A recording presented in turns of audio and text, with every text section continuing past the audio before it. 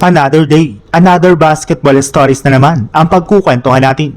At ngayon nga ay pag-uusapan natin ang balitang binabatikos na nga po ngayon si Shai Gilgeous-Alexander at ang balitang bagong super team na magagawa ng Los Angeles Lakers.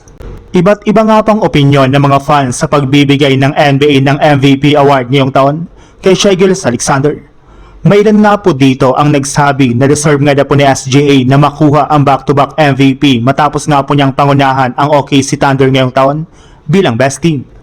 Pero may ilan rin naman nga po dito ang nagreklamo since paano nga ba naging MVP si SGA kung hindi malang siya nanguna ngayong season sa kahit anumang stats. Mas malaki pa nga po ang netatalang stats ni Luka Doncic kumpara kay Shai Gilgeous-Alexander. Hindi rin naman nga po ganon ka-impactful si SGA pagdating sa depensa. Hindi katulad kay Victor Wembanyama. Hindi rin naman nga po ito nagtatala ng triple-double kumpara kay Nikola Jokic, kaya isang malaking question mark nga po kung bakit siya ngayon ang naging MVP. Nagagawa rin naman nga po ng OKC Thunder na manalo at magkaroon ng mataas na win-loss record kahit wala ang kanyang tulong.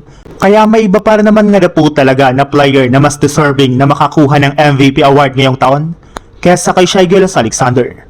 Sa ibang balita naman, alam naman nga po ninyo na sa pagtatapos nga po ng kontrata ni LeBron James sa Lakers ay magiging isa na nga po siyang ganap na restricted free agent.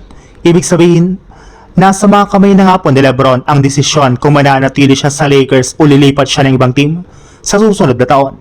Sa madaling salita, questionable na nga po ang kanyang future ngayon lalo pat may ilang mga teams na nga po ang may interes sa pagkuha sa kanya, katulad na lang ng Golden State Warriors, Cleveland Cavaliers, New York Knicks at ang Los Angeles Clippers. Kaya kailangan nga po na gumalaw at mag-double effort ang Lakers para mapanatili nga po nila si LeBron sa kanilang kupunan. At kung sakali man nga po na umalis si LeBron James ay kailangan na nga po ng Lakers na gumawa ng isang perpektong plano para mapalakas ang kanilang lineup. At isa na nga po dyan ay ang inilabas na plano kung saan dapat nga na pong isign nila sa free agency si Matisse Thybulle, Robert Williams III at si Collin Sexton.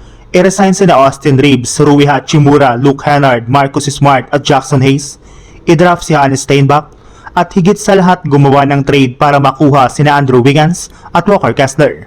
Kapag nagawa nga po nila iyan ay magkakaroon nga po sila ng bagong super team.